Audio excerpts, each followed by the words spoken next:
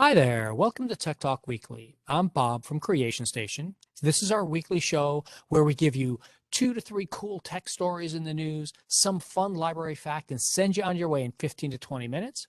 If you have any news that you want us to talk about next week, Creation Station at Broward.org comes right to us. Today, I've got Neil Pollack from the Tamarack Library. How are you doing, Neil? Pretty good. How you doing, Bob?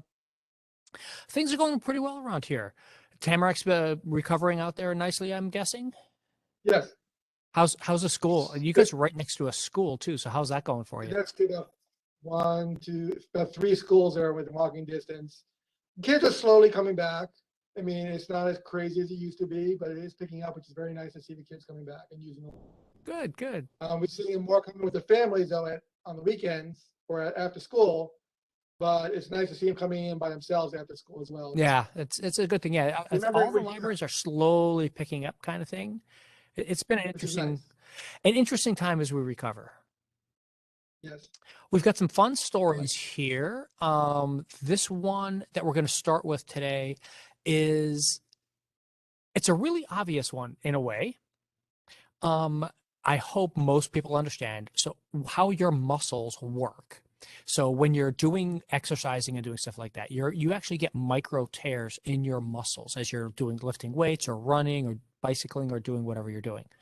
And those micro tears heal themselves, and that's how you get stronger. So if you do a lot of hard exercise, you get more of those tears, the more buildup and things, all these cells are going around.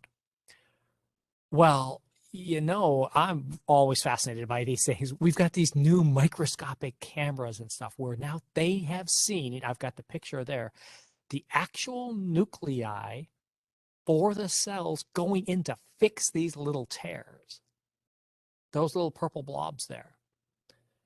What do you think about that, Neil? What do you think we're moving into strange new worlds now? Well, like I said before, I was saying, reading sorry before, it's like it's nothing new, like we just said. It's amazing to see it. What freaked me out a little about it was how they tested it on mice, and I'm just watching movies and horror shows, expecting these mice to break the cages open and go out. Because my first reaction to this was not only healing it, but can you make people stronger? Yeah. Yeah, you can. If you could figure out a way to trigger these faster, you could make people heal faster, which would mean they could train longer, train harder, Like being a movie like Captain America, can you make a super soldier? Can you make a serum that? I mean, you don't want it that drastic, but can yeah. it's it's better than, I hate to say it, better than steroids. It cannot be detected. There's that. And the one thing I found very funny about this article too was because it's a scientific paper, they built little treadmills for the mice to run on, to have the mice run downhill and humans, and they had to specify that they had the mice and the humans running on different treadmills. So I thought that was kind of a very funny thing.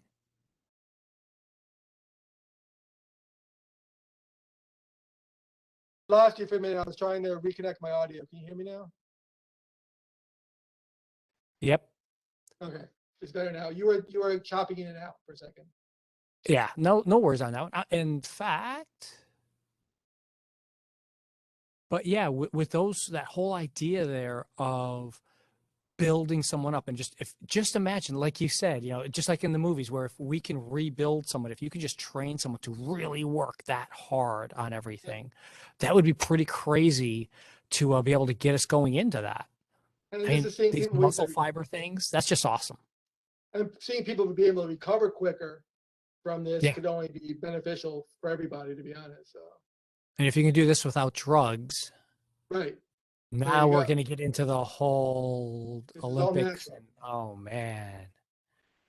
I'm saying that, but this is Yeah, all yeah, natural. yeah, Right? yeah, yeah. Just The less crazy, you crazy, put- crazy yeah. stuff. The less you put in the body, the better. So if you can fix yourself better without maybe drugs, and not even painkillers, maybe this will help people not need painkillers anymore. Yeah. Yeah. So, There's some amazing stuff. And always, right. by the way, everybody, every week we make sure we put the links right in the show notes for you so you can go follow up and read this article and go read the actual scientific paper. It's really interesting stuff going in there. Our next story today is a simple contest. But this one's a lot of fun. NASA put out a brand new challenge, started this morning, and it is all about building a lunar rover for NASA. Only kids are allowed to participate, which I thought was a fun twist for them. They're not looking for kids to be super engineers, although I bet you they're going to get surprised at some of the complicated things they get submitted in. But just coming there, the whole idea is to get some interest from elementary school kids on what they're doing and how they're doing it and things like that. So open to K through 12, and it finishes by January 25th. So you've got time. Stop in your library or grab us if you need some ideas or things like that. We've got a lot of titles in the catalog to get you some thought processes going and running in that. And go back and watch some of our old episodes of this show where we talked about the rovers on Mars and stuff if you want to fire up your inventive juices. Trying to figure out how much can you cram into a 2 foot by 2 foot box? Right. No, I thought this was a great idea because sometimes, like, I think adults overthink stuff. The kids come up with the most basic stuff sometimes, and you can look at it and going, "Yep, that'll work." Yeah. You know, and Oh, they'll there have was a like, story I wanted to do today that was lunar motorcycles. The European Space Agency's developing motorcycles instead of the four-wheel rovers. I was like, oh, that's so cool. But I mean, there's nothing to show except for concept art. I'm like, no, we need real things first. Then I can show it.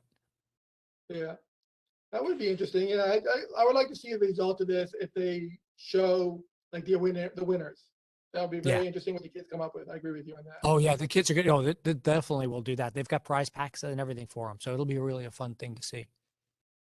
Our next story, one of the main stories, Neil and I both grabbed two stories about climate change, independent, without even talking to each other. But, Mine is all about Dune because today is the day the movie comes out, and it's a great book. If you haven't read it, check it out from the library or download it. And this is just coming out today, and it's a Dune. It takes place, if you don't know any, I'm not going to give any spoilers. The only thing you need to know is it takes place on a desert planet, full desert, nothing like that. If you're into Star Wars, the same kind of stuff that they started with there on Tatooine. So here, Arrakis, which is the Dune planet, they really get into what it's going to be like if you need to preserve every drop of water. And think about how casual we are with water now in our modern lives. And what would happen if you're in a space where water's not available to you anymore? And you have to, and here's a really good picture of the suits of that just recapture every bit of sweat, every bit of saliva that comes out of you, every bit of moisture that comes out of your body gets recaptured and recirculated and reclaimed so you can use. Did you ever read Dune, Neil? no, I did not. And I remember the original movie from like what, 30 years ago, 25 years Yeah, ago. back in the 80s, And yeah, I'm glad David they Lynch. focused more on water in this one because I know the original movie was more about the spice, not the water. Yeah. So And one this of is the more really important. interesting things about this, I think, is there's the whole allegory about climate change and the water thing, but some of this is happening right now on Earth. And I know people are not quite believing me on that one right now. So here's a picture of Earth. If you take all the water, that's what the Earth looks like. If you took all of the water combined goes right into this one large bubble here on the surface. That dot has all of the water combined on the planet, all in one little dot there. The large All the one. first. The smaller one is all the fresh water. Okay. Yeah. No, Is that because I remember crazy? I read it and it said how big it was, and until you see it on a map, you can't realize it's really not that big. Yeah. All of the So water, it's only 170, 169.5 miles across. Right here. That's it. Done. That's why we have to watch out. That's why we have to be careful because that includes all the salt water. We need this little dot right here. That's all the fresh water that we're fighting over right now. Where, all the court cases. Everybody's heard about the droughts in California. This is what we are going through right now. We need to pay attention to this, and maybe we can use science fiction stuff to help us. Maybe it won't be a bad story. Maybe we can use that to help teach us something. Or are we too far gone? No, I think it could, because what reading the article, they said they used some of this stuff already in the space station, where Yeah. they with the astronauts with the sweat, I'd say urine and all that, they recycle all that stuff too. And something about there, I remember, I'm just remembering numbers, something about they're at 94%. They hope to get to like 98% of, I mean, that would help. Just that little bump up would help with future missions to like the moon and and Mars. Yeah. Yeah. If we're ever going to live on other planets and get off this rock. Yeah. And And the that, other thing here, again, when you get a chance, go read this story out there because you will be surprised. You would think us living here in Florida, the Bahamas, what could they possibly be?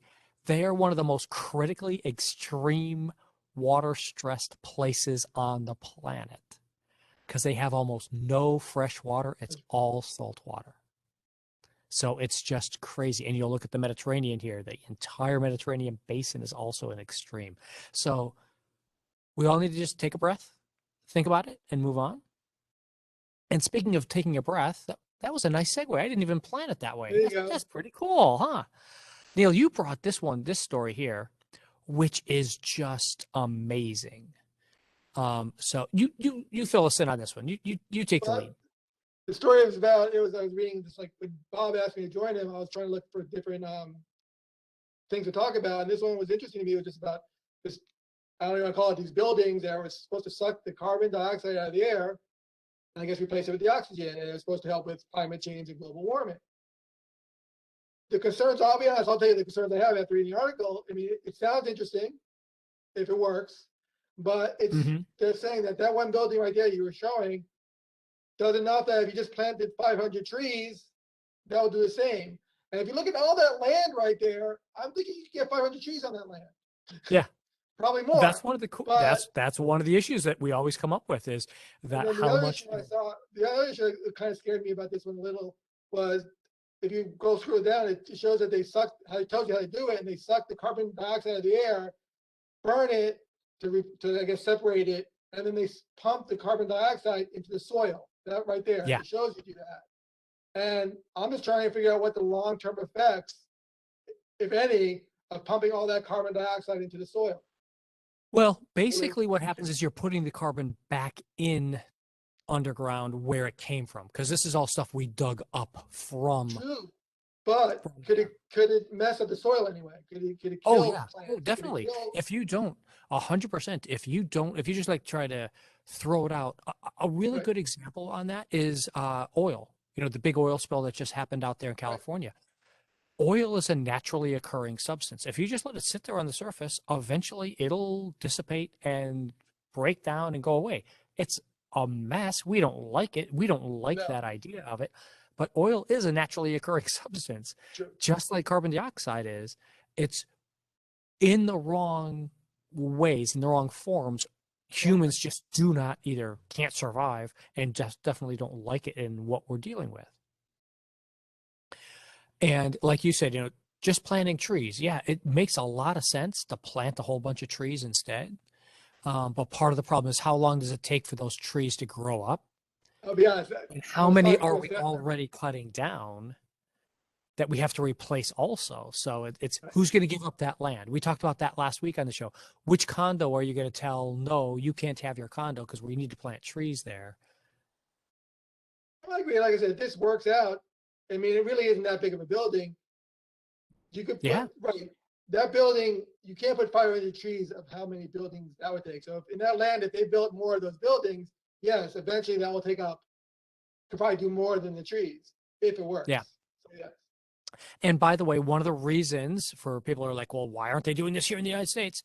One of the reasons they're doing this in Iceland is they have hydrothermal power. So this is all pure, clean energy, nothing, no extra CO2 is being burned or being used to sequester this carbon. So it's a nice technology of making it happen this way. But yeah, Neil, I think you're right. And it's just like we can't depend on these machines that might work when we already have trees. They're easy Right. machines. We know. Do both. You Yeah, know. exactly. So, Exactly. We need to keep doing this. We have a long way to go on climate. And again, as everybody, if you've sent us stories about the climate change stuff and things like that, thank you very much. Because there's a lot of this in the news. There's the big climate conference that's about to happen later on this month.